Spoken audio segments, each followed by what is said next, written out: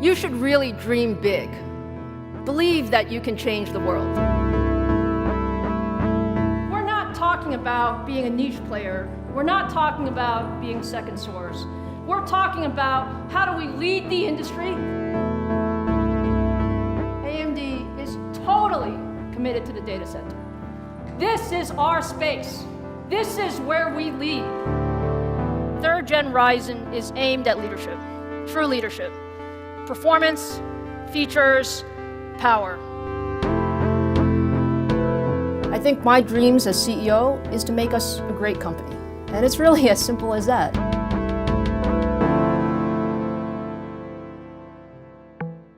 Born in 1969 in the coastal city of Tainan in Taiwan, Dr. Lisa Su moved to the United States at age 2 with her parents and brother. Lisa's father, a retired statistician, encouraged Lisa to study math and science from a young age. Her mother, an accountant who later started her own business, introduced Lisa to business concepts. This upbringing might help explain Lisa's childhood aspirations to become an engineer, which later materialized when she began attending the Massachusetts Institute of Technology in 1986, choosing electrical engineering as her major. During her first year at MIT, Lisa worked as a research assistant manufacturing silicon wafers, which along with her summer jobs at Analog Devices spurred her interest in semiconductors. After graduating with her PhD in electrical engineering in 1994, Lisa joined Texas Instruments to work in their semiconductor division. After just 7 months at Texas Instruments, Lisa Su joined a company that would cement her status not only as a semiconductor expert, but as a leader of people. At the young age of 26, Lisa Su was appointed Vice President of IBM's Semiconductor Research and Development Center, where she played a critical role in developing copper connections to replace aluminium in chip connectors, a technological advancement that resulted in 20% faster chips in the late 90s.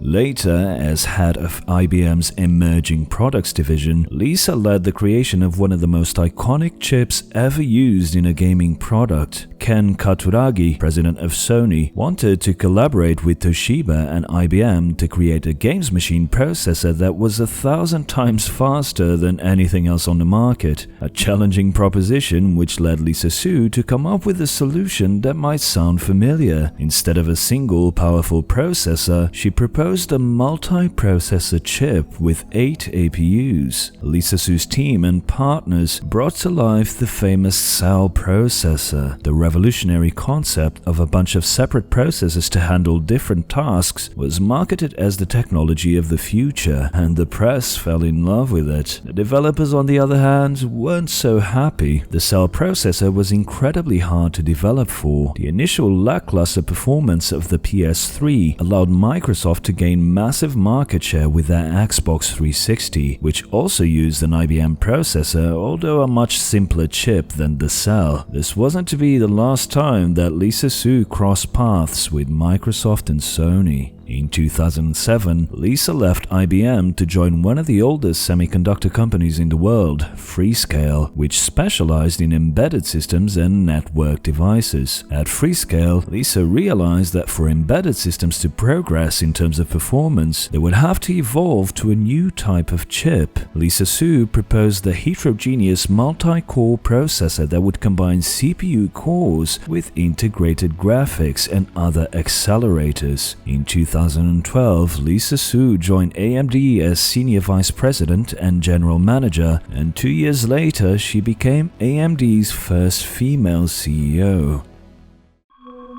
In an interview last year, Lisa recalled that when she was first appointed AMD CEO, the marketing team asked her to come up with a 10-bullet-point mission statement for the company. Unimpressed with how AMD was losing money like crazy, instead Lisa drafted a simple memo which stated to build great products, deepen customer relationships, and simplify everything we do. Afterwards, Lisa went on to implement internally what she calls the 5% rule, rule. I use that figuratively because asking for 50% better sounds like asking for the impossible, so I asked just a little better the next time. I've been pleased to have that rule become ingrained. What this 5% rule means is that Lisa wants improvements in every generation of products. She understands that AMD is limited in how much money it can spend in research and development, so she doesn't ask for the impossible, she asks for realistic incremental improvements. This was evident when the company launched the Ryzen 2000 series last year. It was a modest improvement over the original Zen products, but an improvement nonetheless. Now that doesn't mean that Lisa doesn't expect excellence from her teams. It means that she wanted to first implement a culture of constant improvement that could bring AMD back to profitability, and with that lay the ground for a refocus of the company for the next decade. When Lisa Su joined AMD in 2012, only about 10% of sales came from non-PC products. By early 2015, roughly 40% of AMD's sales came from non-PC markets such as video game consoles and embedded devices. In 2016, 53% of AMD's sales came from non-PC products. This is obviously linked with those two companies that first crossed paths with Lisa when she was at IBM. In the last couple of years, as sales of the aging consoles began to wane, AMD had to rely on Ryzen and EPYC sales to offset a massive drop in their non-PC sales in order to keep the company growing. Next year, when the new consoles launch, I wouldn't be surprised if 60% or more of AMD's sales came from outside the PC market. Once you understand that Lisa Su is a pragmatist and not really a passionate PC enthusiast, you can more clearly understand what her strategy for AMD is. In a recent interview, Lisa revealed that in the summer of 2016, she held a meeting with her leadership team where they discussed where they wanted AMD to focus on in the next 10 years. Two key concepts came out of that meeting: immersive and instinctive computing. Lisa Su has suggested that these concepts translate directly into three types of products: heterogeneous processors, games consoles, and embedded systems. Why these products? In my video titled "Who Really Runs Tech Companies?", I talked about how customers dictate how resources are allocated within companies, and that's why these three areas will be AMD's focus in the coming years. You have to understand that what you want AMD to be is not necessarily what AMD's largest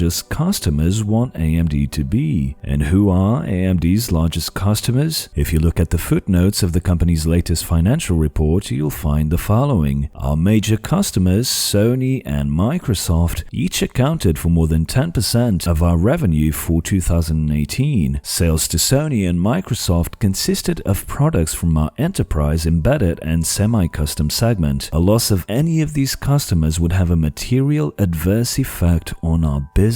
And remember, last year the sales of consoles were down significantly, but AMD still sees Microsoft and Sony as key customers on whom the company depends on for financial stability. So customers like Sony, Microsoft, Apple, Lenovo, Dell, and now also Google end up holding AMD hostage when it comes to where resources are allocated inside the company to develop new products. You might want a high-end GPU to crush the 2080 Ti, but these customers dictate what products AMD invests in, not you. And this is one of the great obstacles to innovation. If the company is focused on satisfying its existing customers, it might miss out on emerging markets that require different types of products. Luckily for AMD, the products that their main customers are demanding actually have great synergy with the trends that we're seeing develop in the technology world. We'll come back to that later in the video. So by now you might start to see AMD in a new light, and you might start to understand why some of their upcoming products are the way that they are and not the way that you want them to be. With every new generation of Radeon GPUs, people build up enthusiasm in hopes of finally seeing the company come back with a killer graphics card, and we're seeing it again with Navi, with some people going as far as to speculate that there will be a Navi card this year that will beat a 2080 Ti. Like I said, regardless of what you and I want, such a product does not fit into AMD's strategy. Navi was made for Sony and Microsoft. They will be used in embedded systems, just like Vega is being used in the upcoming Atari console, and they will be used in APUs next year, which will allow OEMs to sell cheap gaming PCs and laptops with decent graphics performance, especially in emerging markets. I know that this is not what you want to hear, but overtaking Nvidia's GPU performance dominance is not even a consideration for Lisa Su. It just doesn't fit with her strategy for the company, at least not in the short and medium term. If you are still doubtful of what Navi will be, it's stated very clearly in AMD's latest financial report. In gaming, we successfully returned to the high-end market with the launch of our Radeon 7, and we are on track to introduce our next-generation Navi GPUs for the mainstream market later this year. In reality, the Radeon 7 is a byproduct of Instinct server cards, not something that was designed specifically with high-end gaming in mind. And as Lisa Su says in the report, the Navi GPUs are for the mainstream market, not for the high-end market. The Navi cards that will launch this year will be mid-range cards. People need to accept that and move on. Now let me make this clear. AMD is investing in graphics, just not high-end graphics for the PC gaming market. And what about the new Ryzen CPUs? If we look at them also within the context of AMD's strategy, I suspect that the main focus for the new Ryzen chips will be on efficiency rather than raw performance. Embedded systems' main focus is efficiency, not performance. APUs are about integrating different components in a small package, which also leads to great limitations in power consumption. In the data center, where AMD are also trying to expand aggressively into, the focus is on more cores and better efficiency, again, not on higher single-core frequency. About 6 months ago, I made a video where I predicted that the Ryzen 3000 CPUs would top out at 4.7 GHz, and I said then that I thought that 4.7 was a rather optimistic expectation, but within reason. Now we're hearing rumors of 5 GHz and even higher. I could be wrong about this, but if these three areas are the company's main focus, why would AMD be pushing for such high clock speeds on a brand new node when we know that heat management and power draw would be major problems? I think it's possible that some Ryzen chips will clock at the 4.7 GHz mark like I predicted, perhaps in a new line of CPUs that are marketed specifically at high-end PC gaming enthusiasts, but to me it seems more logical for the company to be focusing on efficiency, because that's what AMD's main customers will be looking for. The good news is that even if the Ryzen 3000 chips only clock at 4.5 to 4.7 GHz, the increased instructions per clock mean that they will match Intel's current best chips, including the 9900K. Now remember, we're talking about AMD's current strategy. Just like Lisa Su did at Freescale, first you have to get the house in order, and then you can start to truly disrupt the market. Lisa Su's pragmatic approach to business has had a revolutionary impact on AMD. In 2012, the year that Lisa Su joined AMD, the company lost over $1 billion, wiping out the 2 previous years of profits. Last year, in stark contrast, AMD had an operating income of almost $500 million and a gross margin of 38% compared to 15% in 2012. There's an AMD before Lisa Su and a completely different AMD after, and this revolution is only getting started. I said that there is a trifecta of products that AMD's strategy focuses on: heterogeneous processors, games consoles, and embedded systems, but there is a fourth element that ties all of these together. Data is at the heart of most technology companies today, and AMD is no exception. We saw how the first showing of AMD's chiplet design was the EPYC 2 processor, a server part. The Vega cards were designed with compute workloads in mind, not gaming, and AMD held a data center specific event last year which it called Next Horizon, as it looks towards the future. You see, Lisa Su isn't just turning AMD around to profitability, she is transforming AMD into a different company, not just as a cheap alternative to Intel and Nvidia, but a tech giant in its own right. In 2015 at Semicon, Lisa said this about the importance of data. Even more interesting than the device is all of the data that is now connected. For all of us, our dream is to have all of our data from PC to smartphone to home computers to automotive to office electronics, all connected through the data center. Lisa's vision for the future of semiconductors and AMD is a two-way street going from the data center to edge nodes and local clients and back, all using heterogeneous chips. From the microprocessor standpoint, one of the best ways to do this is to integrate different components on a chip. 10 years ago, most devices were either CPUs or GPUs or ASIC devices, and there was not a lot of mixing.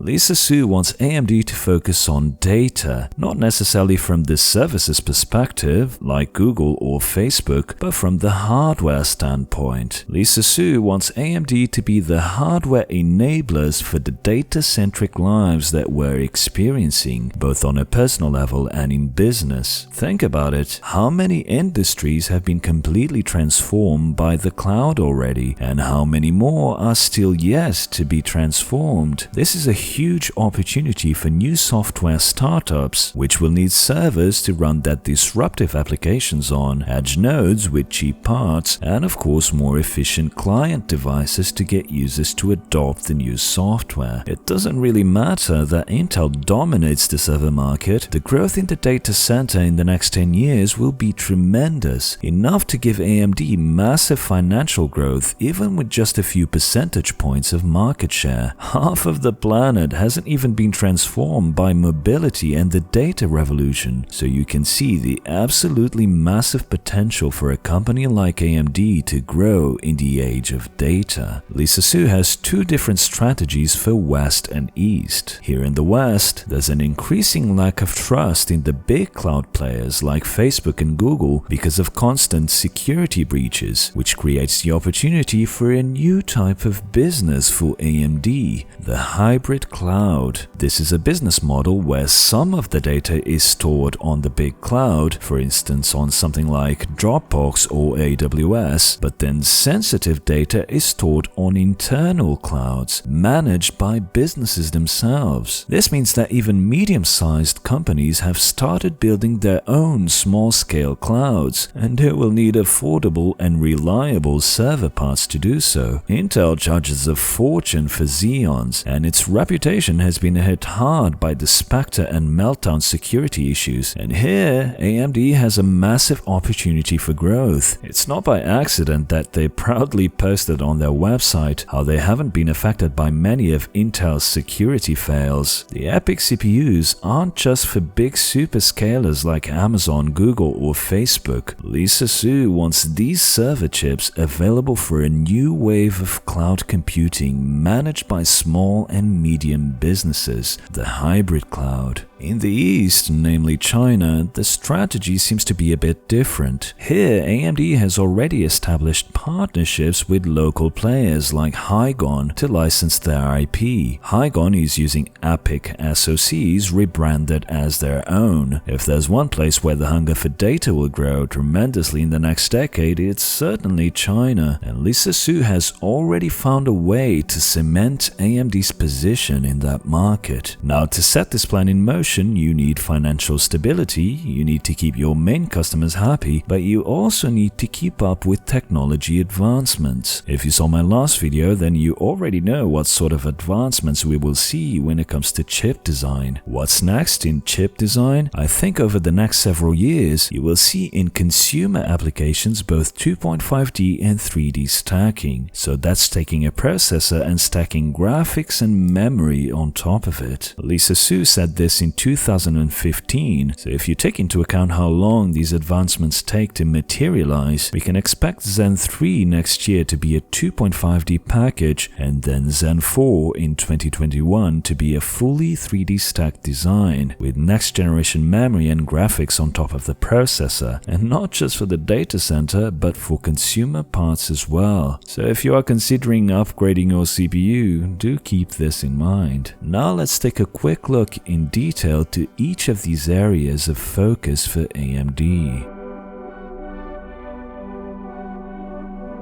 The challenge with all this data that we're generating is that it's all different. It's video on YouTube, it's images on Instagram, it's emails, it's encrypted messages on messaging apps, it's nudes on the Cortex Discord server. And to process all of these, you need CPUs, GPUs, ASICs, and other types of accelerators. Just like Lisa Su predicted 10 years ago when she was at Freescale. Lisa Su knows that AMD are in the unique position today of being one of the very few companies that can provide all of these in a single package. I've already talked about the importance of APUs in some of my last videos. As integrated graphics gain prominence, the need for discrete GPUs for the majority of consumers will vanish. AMD's Ryzen and Radeon products can be combined into powerful SoCs that blow away anything that Intel can currently make in both performance and price. This fits into the data strategy at the consumer end of the data stream. In other words, with laptops, thin clients, and consoles. We already know that the 3200G and 3400G are based on Zen Plus and Vega, which means the next APUs, like the 3600G, will only be arriving next year and will likely feature Navi graphics. I imagine that the 3600G will be similar to the chip that's going into the PlayStation 5. For Zen 3, I wouldn't be surprised if most of the Ryzen 4000s were APUs. But graphics isn't the only thing that you can add to make a heterogeneous processor to address all of these types of data. You might have forgotten this, but AMD does have an ARM license, and they've gone so far as to actually announce ARM-based AMD products back in 2016, which apparently didn't gain much traction in the market. Here's what Lisa Su had to say on the topic of ARM versus x86. The combination of the ARM and x86 ecosystems will account for over $90 billion by 2020. It's really important to have these ecosystems come together. How do you bring ARM and x86 together? Just like here in the semiconductor business, we're bringing together people from manufacturing, design, fabless fab, and packaging capability. On the product side, it's also important to bring together hardware, software, compilers, tools, all of these environments for us to move things forward. So could Lisa be hinting at a future AMD product that combines x86 and ARM? It's an intriguing prospect, and it shows just how pragmatic Lisa Su is. If ARM gains traction, Lisa has already shown that she's not invested exclusively in x86. The problem is, AMD doesn't exactly have a great track record of developing ARM-based high-performance chips, judging by how Amazon ditched them in favor of developing an ARM server chip internally. Now, one aspect that doesn't get enough attention regarding AMD's server CPUs is the amount of PCIe lanes they offer compared to Intel Xeons. The reason this is important is because in any workloads that use a lot of FPGAs or a lot of GPUs, the EPYC chips have great scalability to accommodate a lot more accelerators than Xeons, or also where the I/O is heavily saturated, so that's in cases where enormous amounts of data are being transferred around. This is AMD's data strategy seen from the other end, the server end. Lisa Su wants the EPYC CPUs to offer actual practical advantages over the Intel ones in the age of data that go beyond just raw performance, with the upcoming Rome 7nm chips also supporting PCIe Gen 4, with all the data transfer benefits that provides. So in addition to AMD promoting EPYC as a cost-saving chip compared to Xeons, they will also be looking to specifically target workloads that are relevant in this new age of data by offering this flexibility in their heterogeneous chips along with their data center GPUs.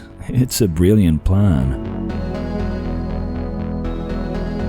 We've already seen how important Microsoft and Sony are to AMD's future, but those aren't the only consoles that you will see AMD chips in. Last year we saw the Super Z Plus, which is a Chinese PC console hybrid, and just recently AMD announced that the upcoming Atari console will feature an embedded AMD SoC. I suspect there will be more companies taking advantage of AMD's powerful integrated graphics and launching similar products aimed at the more budget-conscious gamers. Amazon seems like a likely candidate to announce a new console. They've invested heavily into games with a set of new game development studios, and they already have a partnership with AMD using the EPYC processors in their EC2 instances. Amazon also owns Twitch. So if Google is promoting Stadia through YouTube, what do you think Amazon will do? Sit quietly while Google potentially grabs a whole new market for gaming? I have no doubt that Amazon will launch a new gaming service, either through a new console or through cloud streaming, or more likely a combination of the two, and I suspect AMD chips will be used to enable this. Back in 2014, Amazon demoed a game called The Unmaking, which ran on their own Fire tablets but was rendered live on Amazon's cloud servers. This was 5 years ago, and Amazon has since unlisted any videos regarding their in-house game development. So to go along with Amazon's cloud gaming service, I could see a new line of tablets or thin clients with AMD SoCs to run these games on, partially rendered locally and making use of the cloud for more heavy processing needs. Having more local rendering power could help mitigate the problem of latency that led hardcore gamers to have a lukewarm reception to Stadia. A new device would also be a great outlet for Amazon's other services like music and Prime Video, and of course Twitch. When will this device and streaming service come to market? One of Amazon's lead game developers, Ian Vogel, said this all the way back in 2016. We're going to try things that combine the cloud and Twitch into brand new experiences. If this has been in development since 2016, I would expect it to come to market either this year or early next year. After the massive win with Google Stadia using Radeon Pro GPUs, another massive win with Amazon looks highly likely for AMD, and this time it might be both GPUs and CPUs. Again, you can see how data in its many forms is central to AMD's future.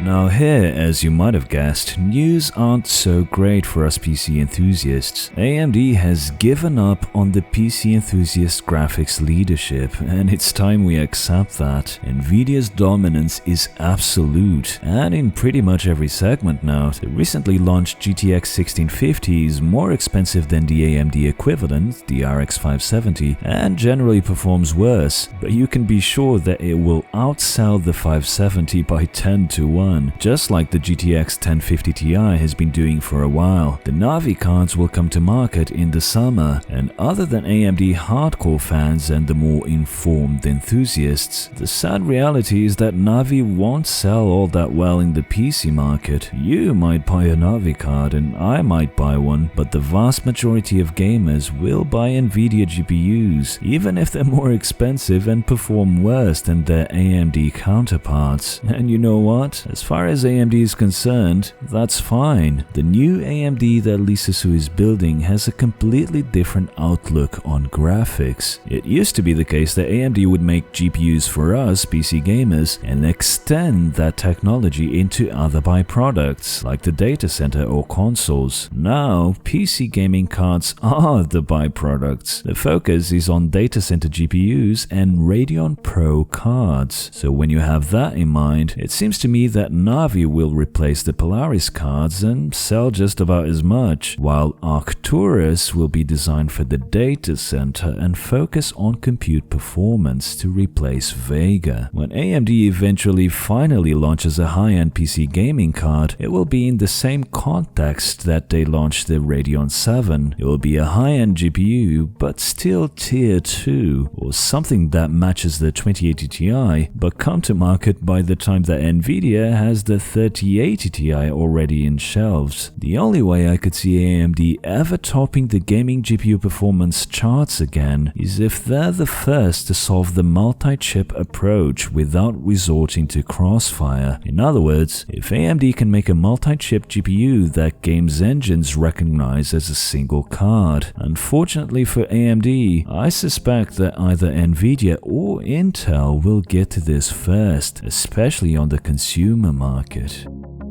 Now, to finish this one off, my general opinion of AMD is that they're about to experience the best 10 years of their history, with several important wins for the company, and I believe that this transition from a PC-centric business to a data-centric business is indeed the correct call by Lisa Su. There's a school of thought in management that believes that female CEOs are usually brought in during periods of transition, while male CEOs take the lead in periods of stability. History indicates that this has often been the case both in politics and business, but my hope is that Lisa Su is here to stay, not just in this period of transition for AMD, but for decades to come. Because like I said earlier, there's an AMD before Lisa and a completely different and better AMD after Lisa. You might wonder that if AMD is in such a good position going forward, then why are their stocks so weak compared to their rivals? The answer lies in a small legacy problem that Lisa Su has been trying to deal with. A small little detail called $1.3 billion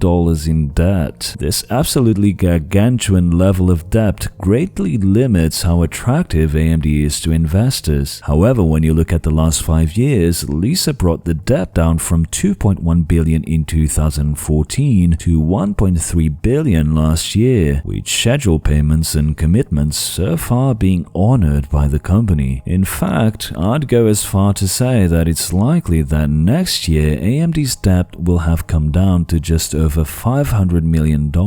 With margins going up, revenue going up, new important design wins, and the ability to seek finance, I foresee a decade of tremendous success for AMD and Lisa Su. And after the house is in order, Lisa will reach for the top. Under her leadership, the future AMD is no longer a follower, but a leader.